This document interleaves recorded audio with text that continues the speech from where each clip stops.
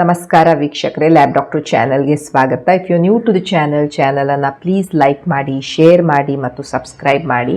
Because ಈ channel ಮುಖಾಂತರ ನಾವು ನಿಮಗೆ ಹೆಲ್ತ್ ರಿಲೇಟೆಡ್ ಇನ್ಫಾರ್ಮೇಷನ್, ಕರೆಕ್ಟಾದಂಥ ಮೆಡಿಕಲ್ ಇನ್ಫಾರ್ಮೇಷನನ್ನು ಕೊಡ್ತಾ ಇರ್ತೇವೆ. ಇವತ್ತಿನ ವಿಡಿಯೋದಲ್ಲಿ ನಾನು ಈ ಫೈಬ್ರಾಯ್ಡ್ಸ್ ಆದಾಗ ಮಹಿಳೆಯರಲ್ಲಿ ಏನೇನು ಲಕ್ಷಣಗಳು ಬರ್ತಾ ಇರಬಹುದು ಆ್ಯಂಡ್ ಯಾವ ಲಕ್ಷಣಗಳ ಬಗ್ಗೆ ನೀವು ಕಾಳಜಿ ಮಾಡಬೇಕು, ಇದ್ರ ಬಗ್ಗೆ ನಾನು ಈ ವಿಡಿಯೋದಲ್ಲಿ ಡಿಸ್ಕಸ್ ಮಾಡ್ತೇನೆ. ಸೊ ನಾನು ಫೈಬ್ರಾಯ್ಡ್ಸ್ ಅಂದರೆ ಏನು ಅದನ್ನು ಕಾಸ್ ಮಾಡುತ್ತೆ, ಇವೆಲ್ಲದರ ಬಗ್ಗೆ ಸಪ್ರೇಟ್ ವಿಡಿಯೋವನ್ನು ಮಾಡಿದ್ದೇನೆ. ನೀವು ಅದನ್ನು ರೆಫರ್ ಮಾಡ್ಕೊಳ್ಬೋದು. But just to brief, fibroids ಅಂದರೆ ಇದು ಒಂದು ಗಡ್ಡೆ, ಗರ್ಭಕೋಶದಲ್ಲಿ ಬೆಳೆಯುವಂತಹ ಗಡ್ಡೆ. ಯಾವುದರಿಂದ ಬೆಳೆಯುತ್ತೆ? ಗರ್ಭಕೋಶದಲ್ಲಿ ಸ್ನಾಯುಗಳು, ಮಸಲ್ಸ್ ಇರ್ತವೆ. ಗರ್ಭಕೋಶದ ಮಯೋಮೆಟ್ರಿಯಮಲ್ಲಿ ಬೆಳ್ಕೊಳ್ಳುವಂತಹ ಒಂದು ಗಡ್ಡೆ, ಬಿನೈನ್ ಗಡ್ಡೆ. ಬಿನೈನ್ ಅಂದರೆ ಕ್ಯಾನ್ಸರ್ ಇರದೇ ಇರುವಂತಹ ಒಂದು ಗಡ್ಡೆ. ಬಟ್ ಈ ಫೈಬ್ರಾಯ್ಡಿಂದ ಮಹಿಳೆಯರಿಗೆ ಬಹಳಷ್ಟು ಪ್ರಾಬ್ಲಮ್ಸ್ ಬರ್ತಾ ಇರ್ತವೆ. ಆ್ಯಂಡ್ ನಿಮಗೆ ಈ ರೀತಿ ಲಕ್ಷಣಗಳು ಇತ್ತು ಅಂದಾಗ ನೀವು ಒಂದ್ಸಲ ನಿಮ್ಮ ಡಾಕ್ಟ್ರನ್ನು ಭೇಟಿ ಆಗಬೇಕು.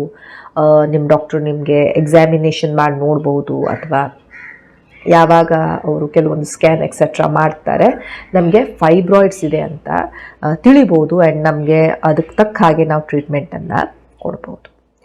ಸೊ ಫೈಬ್ರಾಯ್ಡ್ಸಿನ ಲಕ್ಷಣಗಳು ಏನು?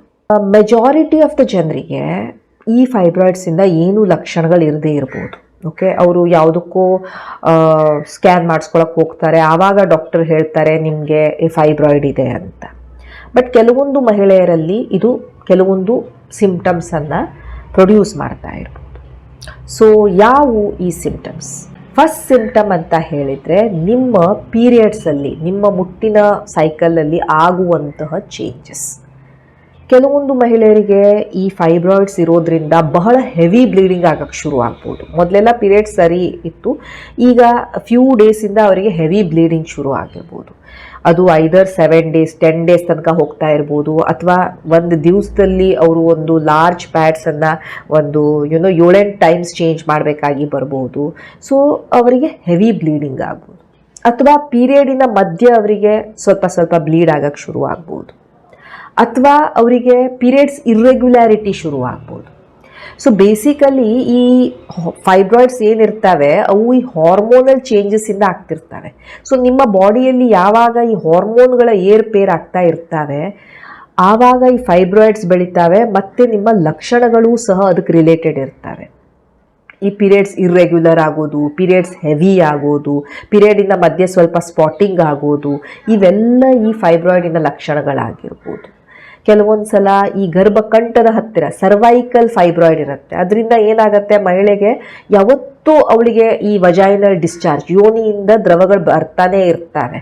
ಸೊ ಯಾವತ್ತೂ ಅವಳು ಒಂದು ಪ್ಯಾಂಟಿ ಲೈನರ್ ಆದರೂ ಹಾಕ್ಕೊಂಡು ಇಟ್ಕೊಳ್ಬೇಕು, ಅಥವಾ ಒಂದು ಥಿನ್ ಪ್ಯಾಡನ್ನು ಹಾಕ್ಕೊಂಡೇ ಇರ್ತಾಳೆ. ಸೊ ಈ ರೀತಿ ನಿಮಗೆ ಪ್ರತಿ ಸಲ ಈ ರೀತಿ ಒಂಥರ ದ್ರವ ಬರ್ತಾನೆ ಇದೆ, ಡಿಸ್ಚಾರ್ಜ್ ಆಗ್ತಾನೆ ಇದೆ ಅಂದಾಗ it could be a cervical fibroid.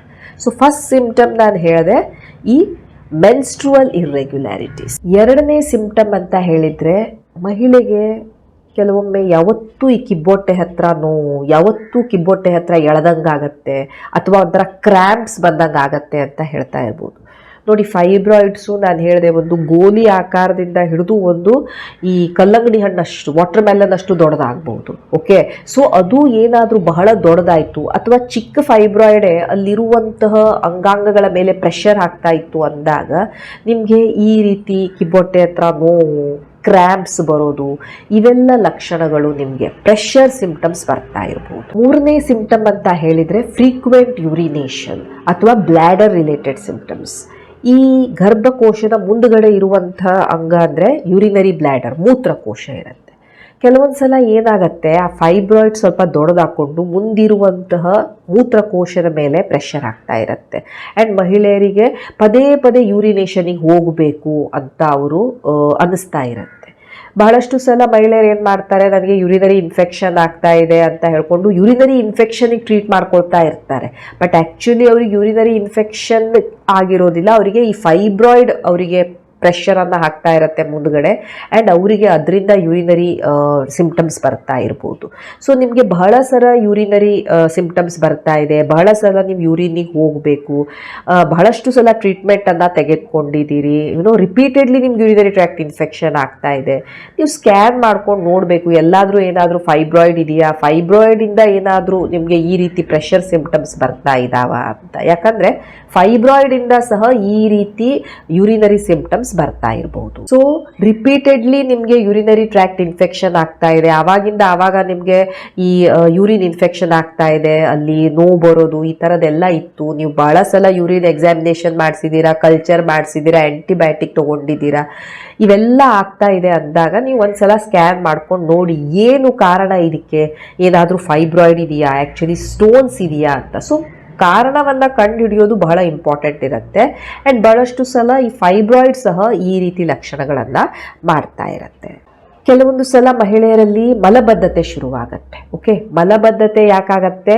ಈ ಫೈಬ್ರಾಯ್ಡ್ಸ್ ನಿಮ್ಮ ಕರುಳಿನ ಮೇಲೆ ಪ್ರೆಷರ್ ಹಾಕಿದಾಗ ಅದು ಸರಿಯಾಗಿ ನಿಮ್ಮ ಬಾವೆಲ್ ಮೂವ್ಮೆಂಟ್ಸನ್ನು ಆಗಕ್ಕೆ ಕೊಡೋದಿಲ್ಲ, ಆ್ಯಂಡ್ ಮಹಿಳೆಯರಿಗೆ ಕಾನ್ಸ್ಟಿಪೇಷನ್ ಅಥವಾ ಮಲಬದ್ಧತೆ ಬರ್ತಾ ಇರ್ಬೋದು.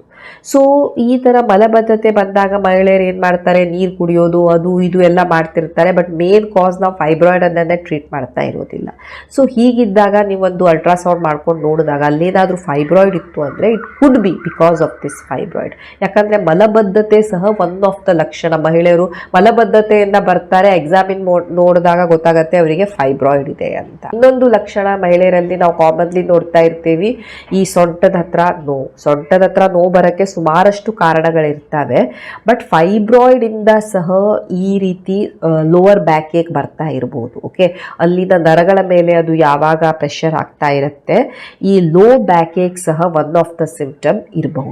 ಕೆಲವೊಂದು ಸಲ ಮಹಿಳೆಯರಿಗೆ ಈ ಸಂಬಂಧ ಮಾಡಬೇಕಾದ್ರೆ ನೋವು ಬರ್ತಾ ಇರುತ್ತೆ. ಓಕೆ, ಸೊ ಸಂಬಂಧ ಮಾಡಬೇಕಾದ್ರೆ ಈ ನೋವು ಏನು ಬರ್ತಾ ಇರುತ್ತೆ, ಇದು ಬಹಳ ಕಾರಣದಿಂದ ಬರ್ತಾ ಇರ್ಬೋದು. ಒಂದು, ನೀವು ರಿಲ್ಯಾಕ್ಸ್ ಆಗದೆ ಇರ್ಬೋದು, ಕರೆಕ್ಟಾಗಿ ಲುಬ್ರಿಕೇಶನ್ ಇರದೇ ಇರ್ಬೋದು, ಎಂಡೋಮೆಟ್ರಿಯೋಸಿಸ್ ಇಂದ ಇರ್ಬೋದು, ಅಲ್ಲೇನಾದರೂ ಇನ್ಫೆಕ್ಷನ್ ಇಂದ ಇರ್ಬೋದು, ಬಟ್ ಫೈಬ್ರಾಯ್ಡ್ ಇಂದ ಸಹ ಈ ರೀತಿ ನೋವು ಬರ್ತಾ ಇರ್ಬೋದು. ಸೊ ನೀವು ಎಲ್ಲವನ್ನೂ ಟ್ರೀಟ್ ಮಾಡ್ಕೊಂಡು ನೋಡಿದ್ರಿ, ಬಟ್ ನೀವೊಂದು ಸ್ಕ್ಯಾನ್ ಮಾಡ್ಕೊಂಡಿಲ್ಲ ಅಂದಾಗ ನೀವು ಒಂದ್ಸಲ ಸ್ಕ್ಯಾನ್ ಮಾಡ್ಕೊಂಡು ನೋಡಬೇಕು. ಅಲ್ಲೇನಾದರೂ ಫೈಬ್ರಾಯ್ಡ್ ಇತ್ತು ಅಂದಾಗ ನಾವು ಈ ಫೈಬ್ರಾಯ್ಡನ್ನು ಟ್ರೀಟ್ ಮಾಡಿದರೆ ನಿಮಗೆ ಈ ಸಂಬಂಧದ ಟೈಮಲ್ಲಿ ಏನು ನೋವು ಬರ್ತಾ ಇರುತ್ತೆ ಅದು ಇಮಿಡಿಯೇಟ್ಲಿ ಹೋಗಿಬಿಡತ್ತೆ. ಸೊ ಫೈಬ್ರಾಯ್ಡಿಂದ ಸಹ ಈ ರೀತಿ ಪೇನ್ ಬರ್ತಾ ಇರ್ಬೋದು, ಆ್ಯಂಡ್ ಅದಕ್ಕೆ ಟ್ರೀಟ್ಮೆಂಟ್ ಏನಿರುತ್ತೆ ಆ ಫೈಬ್ರಾಯ್ಡನ್ನು ನಾವು ಟ್ರೀಟ್ ಮಾಡೋದು. ಕೆಲವೊಂದು ಸಲ ನಮ್ಮ ಹತ್ರ ಪೇಷಂಟ್ಸ್ ಬಂದಿರ್ತಾರೆ, ಅವರು ಹೇಳ್ತಾರೆ ಎಲ್ಲರೂ ನನ್ನ ಹೊಟ್ಟೆ ಸ್ವಲ್ಪ ದೊಡ್ಡದಾಗಿ ಕಾಣಿಸ್ತಾ ಇದೆ, ನಾನು ಪ್ರೆಗ್ನೆಂಟ್ ಇಲ್ಲ ಬಟ್ ಸ್ಟಿಲ್ ನನ್ನ ಹೊಟ್ಟೆ ಬಂದಿದೆ ಅಂತ ಹೇಳ್ತಾ ಇರ್ತಾರೆ. ಹೊಟ್ಟೆ ಉಬ್ರ ಬಂದಿರೋದು ಅಥವಾ ಕೆಲವೊಂದು ಸಲ ಫೈಬ್ರಾಯ್ಡ್ ಸ್ವಲ್ಪ ದೊಡ್ಡದಿತ್ತು ಅಂತ ಹೇಳಿದ್ರೆ ಸ್ವಲ್ಪ ಒಂದು 3-4 ಮಂತ್ಸ್ ಪ್ರೆಗ್ನೆಂಟ್ ಥರ ಸಹ ಮಹಿಳೆ ಕಾಣ್ತಾ ಇರ್ತಾಳೆ. ಸೊ ಈ ರೀತಿ ಹೊಟ್ಟೆಯ ಬ್ಲೋಟಿಂಗ್ ಇರ್ಬೋದು ಅಥವಾ ಈ ಹೊಟ್ಟೆ ಉಬ್ರ ಅಂತ ನಾವೇನು ಹೇಳ್ತೀವಿ, ಇವೆಲ್ಲವೂ ಸಹ ಈ ಫೈಬ್ರಾಯ್ಡಿಂದ ಇರ್ಬೋದು. ಸೊ ಅಬ್ಡಾಮಿನಲ್ ಸಿಂಪ್ಟಮ್ಸ್, ಬ್ಲೋಟಿಂಗ್ ಏನಿರುತ್ತೆ ಅದು ಸಹ ಒನ್ ಆಫ್ ದ ಸಿಂಪ್ಟಮ್ ಇರ್ಬೋದು. ಈ ಫೈಬ್ರಾಯ್ಡ್ ಇದ್ದಾಗ ಏನಾಗುತ್ತೆ, ಮಹಿಳೆಗೆ ಬಹಳ ಬ್ಲೀಡ್ ಆಗ್ತಾ ಇರುತ್ತೆ, ಕೆಲವೊಂದು ಸಲ ಅವಳ ಹಿಮೋಗ್ಲೋಬಿನ್ ಕಡಿಮೆ ಆಗುತ್ತೆ, ಅದರಿಂದ ಮಹಿಳೆಗೆ ಯಾವತ್ತೂ ಸುಸ್ತು, ಟಯರ್ಡ್ನೆಸ್ಸು ಇರುತ್ತೆ. ಮಹಿಳೆಯರು ಬಹಳಷ್ಟು ಸಲ ನನಗೆ ತುಂಬ ಸುಸ್ತಾಗ್ತಾ ಇದೆ ಅಂತ ಅವರು ನಿರ್ಲಕ್ಷ್ಯ ಮಾಡ್ತಿರ್ತಾರೆ, ಬಟ್ ಅದಕ್ಕೇನು ಇನ್ವೆಸ್ಟಿಗೇಷನ್ ಅಂತ ಮಾಡ್ಕೊಳಕ್ಕೆ ಹೋಗೋದೇ ಇಲ್ಲ. ಬ್ಲೀಡಿಂಗ್ ಆಗ್ತಾ ಇದೆ ಅಂತ ಅಷ್ಟೇ ಗೊತ್ತಿರುತ್ತೆ, ಬಟ್ ಬ್ಲೀಡಿಂಗ್ ಯಾಕೆ ಆಗ್ತಾ ಇದೆ, ಇದನ್ನು ನಾವು ಟ್ರೀಟ್ ಮಾಡ್ಬೋದಾ, ಅದ್ರ ಬಗ್ಗೆ ಅವರಿಗೆ ಟೈಮ್ ಇರೋದಿಲ್ಲ ಅದನ್ನೆಲ್ಲ ಯೋಚನೆ ಮಾಡೋಕ್ಕೆ. ಸೊ ನಿಮಗೆ ಬಹಳ ಪೀರಿಯಡ್ಸ್ ತುಂಬಾ ಹೋಗ್ತಾ ಇದೆ, ಆ್ಯಂಡ್ ಕಂಟಿನ್ಯೂಸ್ಲಿ ನಿಮ್ಗೆ ಹೀಗೆ ಆಗ್ತಾ ಇದೆ, ಅದ್ರ ಜೊತೆ ನಿಮ್ಗೆ ಸುಸ್ತು ಸಹ ಆಗ್ತಾ ಇದೆ ಅಂದಾಗ ನೀವು ಡೆಫಿನೆಟ್ಲಿ ನಿಮ್ಮ ಗೈನಕಾಲಜಿಸ್ಟನ್ನು ಒಂದ್ಸಲ ಭೇಟಿ ಆಗಬೇಕು. ಆ್ಯಂಡ್ ಸಪೋಸ್ ಅಲ್ಲಿ ಏನಾದ್ರೂ ಈ ರೀತಿ ಫೈಬ್ರಾಯ್ಡ್ ಎಕ್ಸೆಟ್ರಾ ಇತ್ತು ಅಂದರೆ ನಾವು ಅದನ್ನು ಟ್ರೀಟ್ ಮಾಡಿದಾಗ ನಿಮ್ಮ ಹಿಮೋಗ್ಲೋಬಿನ್ ಸಹ ಇಂಪ್ರೂವ್ ಆಗುತ್ತೆ, ಆ್ಯಂಡ್ ನಿಮ್ಮ ಜೀವನದ ಗುಣಮಟ್ಟ ಸಹ ಇಂಪ್ರೂವ್ ಮಾಡಬಹುದು.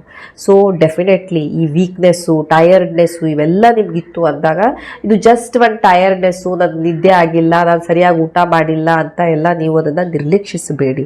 ಬಹಳಷ್ಟು ಸಲ ಈ ಸ್ಮಾಲ್ ಸಿಂಪ್ಟಮ್ಸಿಂದ ನಾವು ಬಹಳ ಮೇಜರ್ ಥಿಂಗ್ಸನ್ನು ಪತ್ತೆ ಹಚ್ಚೋಕ್ಕಾಗತ್ತೆ, ಪ್ರೊವೈಡೆಡ್ ನೀವು ನಿಮ್ಮ ಡಾಕ್ಟರನ್ನು ಭೇಟಿಯಾಗಿ ಅದಕ್ಕೆ ಸರಿಯಾಗಿ ತೋರಿಸ್ಕೊಂಡಾಗ ನಾವು ಅದನ್ನು ಅರ್ಲಿ ಐಡೆಂಟಿಫೈ ಮಾಡಬಹುದು. ಕೆಲವೊಂದು ಸಲ ಮಹಿಳೆಯರಿಗೆ ಪ್ರೆಗ್ನೆನ್ಸಿ ಆಗೋಕ್ಕೇ ಪ್ರಾಬ್ಲಮ್ ಆಗ್ತಾ ಇರುತ್ತೆ. ಈ ಫೈಬ್ರಾಯ್ಡ್ ಏನಾದರೂ ನಿಮ್ಮ ಈ ಗರ್ಭಕೋಶದ ಒಳಭಾಗ ಅಂದರೆ ಎಂಡೋಮೆಟ್ರಿಯಂ ಹತ್ರ ಇತ್ತು ಅಂದಾಗ ಈ ಭ್ರೂಣಕ್ಕೆ ಅಟ್ಯಾಚ್ ಮಾಡ್ಕೊಳ್ಳೋಕ್ಕೆಲ್ಲ ಆಗ್ತಾ ಇರೋದಿಲ್ಲ. ಸೊ ಮಹಿಳೆಯರಿಗೆ ಪ್ರೆಗ್ನೆನ್ಸಿನೇ ಆಗ್ತಾ ಇರೋದಿಲ್ಲ. ಯಾವಾಗ ನಾವು ಟೆಸ್ಟ್ ಮಾಡಿ ನೋಡ್ತೇವೆ ಆವಾಗ ಗೊತ್ತಾಗತ್ತೆ ಅಲ್ಲಿ ಫೈಬ್ರಾಯ್ಡ್ ಇದೆ ಅಂತ. ಸೊ ಕೆಲವೊಂದು ಸಲ ನಾವು ಆ ಫೈಬ್ರಾಯ್ಡ್ ಟ್ರೀಟ್ ಮಾಡಿದಾಗ ಮಹಿಳೆ ಕನ್ಸೀವ್ ಸಹ ಆಗ್ತಾಳೆ. ಸೊ ಎಸ್, ಈ ರೀತಿ ರಿಪ್ರೊಡಕ್ಟಿವ್ ಫಂಕ್ಷನ್ ಸಹ ಅಥವಾ ಈ ಬಂಜೆತನ ಇನ್ಫರ್ಟಿಲಿಟಿ ಸಹ ಆಗ್ತಾ ಇರ್ಬೋದು ಈ ಫೈಬ್ರಾಯ್ಡಿಂದ. ಸೊ ಫೈಬ್ರಾಯ್ಡ್ ಬಹಳ ಕಾಮನ್ ನಾವು ನೋಡ್ತಾ ಇರ್ತೇವೆ ಮಹಿಳೆಯರಲ್ಲಿ, ಎಸ್ಪೆಷಲಿ ಈ 25 to 45 ಇಯರ್ಸಿನ ಮಹಿಳೆಯರಲ್ಲಿ ಇದು ತುಂಬ ಕಾಮನ್ ಇರುತ್ತೆ. ಆ್ಯಂಡ್ ಇದರ ಸೈಜ್ ಸಹ ವೇರಿ ಆಗ್ತಾ ಇರುತ್ತೆ. ಕೆಲವೊಬ್ಬರಿಗೆ ಏನು ಲಕ್ಷಣ ಇರೋದೇ ಇಲ್ಲ, ತುಂಬ ಚಿಕ್ಕ ಚಿಕ್ಕ ಫೈಬ್ರಾಯ್ಡ್ಸು ನಾವು ಸ್ಕ್ಯಾನಲ್ಲಿ ನೋಡ್ತಾ ಇರ್ತೀವಿ. ಕೆಲವೊಬ್ಬರಿಗೆ ಬಹಳ ದೊಡ್ಡ ಫೈಬ್ರಾಯ್ಡ್ ಸಹ ಇರುತ್ತೆ. ಪ್ರಾಬ್ಲಮ್ ಯಾವಾಗ ಬರುತ್ತೆ, ಈ ಫೈಬ್ರಾಯ್ಡ್ ಬಹಳ ದೊಡ್ಡದಾಯಿತು, ನಿಮ್ಮ ಅಂಗಾಂಗಗಳ ಮೇಲೆ ಪ್ರೆಷರ್ ಹಾಕ್ತಾ ಇದೆ, ಫೈಬ್ರಾಯ್ಡಿಂದ ತುಂಬ ಬ್ಲೀಡಿಂಗ್ ಹಾಕ್ಕೊಂಡು ನಿಮಗೆ ಹಿಮೋಗ್ಲೋಬಿನ್ ಬಹಳ ಕಡಿಮೆ ಆಗ್ತಾ ಇದೆ, ಯಾವತ್ತೂ ಇದರಿಂದ ನಿಮಗೆ ಒಂದು ಪೇನ್ ಇರ್ಬೋದು, ಅದು ಸೊಂಟ ನೋವು ಇರ್ಬೋದು, ಹೊಟ್ಟೆ ನೋವು ಇರ್ಬೋದು, ಈ ರೀತಿ ಪೇನ್ ಇಂದ ನೀವು ಸಫರ್ ಆಗ್ತಾ ಇದ್ದೀರಾ, ನಿಮ್ಮ ರಿಲೇಷನ್ಶಿಪ್ಸ್ ಹಾಳಾಗ್ತಾ ಇದ್ದಾವೆ, ನಿಮ್ಮ ಕ್ವಾಲಿಟಿ ಆಫ್ ಲೈಫ್, ನಿಮ್ಮ ಗುಣಮಟ್ಟ, ಜೀವನದ ಗುಣಮಟ್ಟ ಎಫೆಕ್ಟ್ ಆಗ್ತಾ ಇದೆ ಅಂದಾಗ ಇದು ಪ್ರಾಬ್ಲಮೆಟಿಕ್ ಆಗಿರುತ್ತೆ. ಇದು ಕ್ಯಾನ್ಸರ್ ಗಡ್ಡೆ ಅಲ್ಲ, ಬಟ್ ಸ್ಟಿಲ್ ಇದರ ಲಕ್ಷಣದಿಂದ ನಿಮ್ಮ ಜೀವನದ ಗುಣಮಟ್ಟ ಎಫೆಕ್ಟ್ ಆಗಬಹುದು. ನಿಮಗೆ ಬಹಳ ರಕ್ತಹೀನತೆ ಹೋಗ್ಬಿಡ್ಬೋದು, ನಿಮಗೆ ಸಂಬಂಧ ಮಾಡಬೇಕಾದ್ರೆ ನೋವು ಬರ್ತಾ ಇರ್ಬೋದು, ಕೆಲವೊಬ್ಬರಲ್ಲಿ ಬಂಜೆತನ ಸಹ ಬರ್ತಾ ಇರ್ಬೋದು. ಸೊ ನಿಮಗೆ ಇವಿಷ್ಟರಲ್ಲಿ ಯಾವುದಾದ್ರೂ ಒಂದು ಲಕ್ಷಣಗಳು ನಾನು ಹೇಳಿದ್ದು, ಐದರ್ ನಿಮ್ಮ ಪೀರಿಯಡ್ಸ್ ಚೇಂಜ್ ಆಗ್ತಾ ಇದ್ದಾವೆ, ಬಹಳ ಹೆವಿ ಪೀರಿಯಡ್ ಬರ್ತಾ ಇದೆ, ಇರ್ರೆಗ್ಯುಲರ್ ಆಗ್ತಾ ಇದೆ ಪೀರಿಯಡು, ಅಥವಾ ನಿಮಗೆ ಯೋನಿಯಿಂದ ಡಿಸ್ಚಾರ್ಜ್ ಬರ್ತಾನೆ ಇದೆ, ನೀವೆಲ್ಲ ಟ್ರೀಟ್ಮೆಂಟ್ ಎಲ್ಲ ಮಾಡ್ಕೊಂಡ್ರಿ ಬಟ್ ಡಿಸ್ಚಾರ್ಜ್ ಹೋಗ್ತಾನೆ ಇಲ್ಲ, ಯಾವತ್ತೂ ನಿಮಗೆ ಒಂದು ಸ್ವಲ್ಪ ಡಿಸ್ಚಾರ್ಜ್ ಆಗ್ತಾನೆ ಇರುತ್ತೆ, ಯಾವತ್ತೂ ನಿಮಗೆ ಈ ಕೆಳ ಹೊಟ್ಟೆ ಭಾಗದಲ್ಲಿ ನೋವು ಬರ್ತಾ ಇರುತ್ತೆ, ಒಂಥರ ಕ್ರ್ಯಾಂಪ್ಸ್ ಬರ್ತಾ ಇರುತ್ತೆ, ಅಥವಾ ಹೊಟ್ಟೆ ಉಬ್ರ ಅನಿಸ್ತಾ ಇರುತ್ತೆ, ಈ ಥರ ಸೊಂಟ ನೋವು, ಯಾವತ್ತು ಸುಸ್ತಾಗೋದು, ಟಯರ್ಡ್ನೆಸ್ ಆಗ್ತಾ ಇರೋದು, ಅಥವಾ ನಿಮಗೆ ಸಂಬಂಧ ಮಾಡಬೇಕಾದ್ರೆ ನೋವು ಉಂಟಾಗ್ತಾ ಇರೋದು, ನಿಮಗೆ ಪದೇ ಪದೇ ಯೂರಿನರಿ ಇನ್ಫೆಕ್ಷನ್ ಆಗ್ತಾ ಇರೋದು, ಅಥವಾ ನಿಮಗೆ ಮಲಬದ್ಧತೆ ಬರ್ತಾ ಇರೋದು. ನೋಡಿ, ಇವೆಲ್ಲ ಲಕ್ಷಣಗಳು ಬಹಳಷ್ಟು ಬೇರೆ ರೋಗದಲ್ಲೂ ಬರ್ತಾ ಇರ್ಬೋದು. ಇವೆಲ್ಲ ಇತ್ತು ಅಂದಾಗ ನಿಮಗೆ ಫೈಬ್ರಾಯ್ಡೇ ಇದೆ ಅಂತ ಅಲ್ಲ. ಬಟ್ ಈ ರೀತಿ ಲಕ್ಷಣಗಳು ಇದ್ದಾಗ ನೀವು ಅವುಗಳನ್ನು ಒಂದ್ಸಲ ನಿಮ್ಮ ಡಾಕ್ಟರ್ ಜೊತೆ ಡಿಸ್ಕಸ್ ಮಾಡಿದಾಗ ಅವರು ನಿಮಗೆ ಒಂದು ಸಿಂಪಲ್ ಒಂದು ಅಲ್ಟ್ರಾಸೌಂಡ್ ಮಾಡ್ಕೊಳ್ಳಿ ಅಂತ ಹೇಳ್ಬೋದು. ಅಲ್ಟ್ರಾಸೌಂಡ್ ಮಾಡಿಕೊಂಡಾಗ ನಮಗೆ ಪತ್ತೆ ಹಚ್ಚಕ್ಕಾಗತ್ತೆ ಇದು ಜಸ್ಟ್ ಫೈಬ್ರಾಯ್ಡಾ, ಎಂಡೋಮೆಟ್ರಿಯೋಸಿಸ್ಸಾ, ಎಡಿನೋಮಯೋಸಿಸ್ಸಾ, ಅಥವಾ ಬೇರೆ ಏನಾದರೂ ಗ್ರೋತಾ, ಆ್ಯಕ್ಚುಲಿ ಏನಾದರೂ ಸ್ಟೋನ್ ಇಟ್ಕೊಂಡು ಯೂರಿನರಿ ಪ್ರಾಬ್ಲಮ್ ಬರ್ತಾ ಇದೆಯಾ, ಅಥವಾ ಕರಳಿನಲ್ಲಿ ಏನಾದರೂ ಪ್ರಾಬ್ಲಮ್ ಇದೆಯಾ, ಇವೆಲ್ಲವನ್ನ ನಾವು ಪತ್ತೆ ಹಚ್ಬೋದು. ಮಹಿಳೆಯರಲ್ಲಿ ಮೇನ್ ಪ್ರಾಬ್ಲಮ್ ಏನಾಗುತ್ತೆ, ಅವರು ಬೇರೆಯವರ ರುಟೀನನ್ನು ಡಿಸ್ಟರ್ಬ್ ಮಾಡಬಾರ್ದು, ಮನೆಯಲ್ಲಿ ಎಲ್ಲರಿಗೂ ತನಗೆ ಆರೋಗ್ಯ ಸರಿ ಇರಲಿಲ್ಲ ಅಂದರೆ ಪ್ರಾಬ್ಲಮ್ ಆಗುತ್ತೆ ಅಂತ ಬಹಳಷ್ಟು ಜನ ಮಹಿಳೆಯರು ತಮ್ಮ ಸಿಂಪ್ಟಮ್ಸನ್ನು ನಿರ್ಲಕ್ಷ್ಯ ಮಾಡ್ತಾರೆ. ಸೊ ಹೀಗಾದಾಗ ಏನಾಗುತ್ತೆ, ನಾವು ಅರ್ಲಿ ಇಂಟರ್ವೆನ್ಷನ್, ನಾವು ಬೇಗ ಕೆಲವೊಂದು ಥಿಂಗ್ಸನ್ನು ಪತ್ತೆ ಹಚ್ಚಕ್ಕೆ ಆಗ್ತಾ ಇರೋದಿಲ್ಲ. ಕೆಲವೊಂದು ಸಲ ಅದು ಫೈಬ್ರಾಯ್ಡ್ ಇರದೆ ಬಹಳ ಬೇರೆ ಅದರ್ ಕಂಡೀಷನ್ಸ್, ಕ್ಯಾನ್ಸರ್ ಎಕ್ಸೆಟ್ರಾ ಸಹ ಆಗಿರ್ತವೆ, ಯಾವುದನ್ನು ನಾವು ಏನೇನೋ ಹೇಳ್ಕೊಂಡು ನಿರ್ಲಕ್ಷ್ಯ ಮಾಡ್ತಾ ಇರ್ತೀವಿ. ಸೊ ನಿಮಗೆ ಒಂದು ಲಕ್ಷಣ ಬಹಳ ದಿವಸಗಳಿಂದ ಕಾಡ್ತಾ ಇದೆ ಅಂದಾಗ ಯಾವುದಕ್ಕೂ ಒಂದ್ಸಲ ಡಾಕ್ಟರ್ ಹತ್ರ ತೋರಿಸ್ಕೊಂಡು ಒಂದ್ಸಲ ಸ್ಕ್ಯಾನ್ ಮಾಡ್ಕೊಂಡು ನೋಡೋದ್ರಲ್ಲಿ ಏನೂ ಹಾರ್ಮ್ ಇಲ್ಲ. ಓಕೆ, ಸೊ ಈ ಲಕ್ಷಣಗಳು ನಿಮಗೆ ಗೊತ್ತಿರಬೇಕು, ತಿಳಿದಿರಬೇಕು. ನೀವು ಬಹಳಷ್ಟು ಟ್ರೀಟ್ಮೆಂಟನ್ನು ತೊಗೊಂಡ್ರಿ, ನಿಮ್ಮ ಯೂರಿನರಿ ಇನ್ಫೆಕ್ಷನ್ಗೆ ಹೋಗ್ತಾನೆ ಇಲ್ಲ, ಬಹಳಷ್ಟು ಟ್ರೀಟ್ಮೆಂಟನ್ನು ತೊಗೊಳ್ತಾ ಇದ್ದೀರಾ, ನಿಮ್ಮ ಡಿಸ್ಚಾರ್ಜ್, ವಜೈನಲ್ ಡಿಸ್ಚಾರ್ಜ್ಗೆ ಅದು ಹೋಗ್ತಾನೆ ಇಲ್ಲ, ಬಹಳಷ್ಟು ಟ್ರೀಟ್ಮೆಂಟ್ ತೊಗೊಂಡ್ರಿ, ನಿಮ್ಮ ಸೊಂಟ ನೋವು, ನಿಮ್ಮ ಸುಸ್ತಿಗೆ ಅದು ಹೋಗ್ತಾ ಇಲ್ಲ. ಪತ್ತೆ ಹಚ್ಚಿ ಏನು ಅದಕ್ಕೆ ಕಾರಣ ಅಂತ.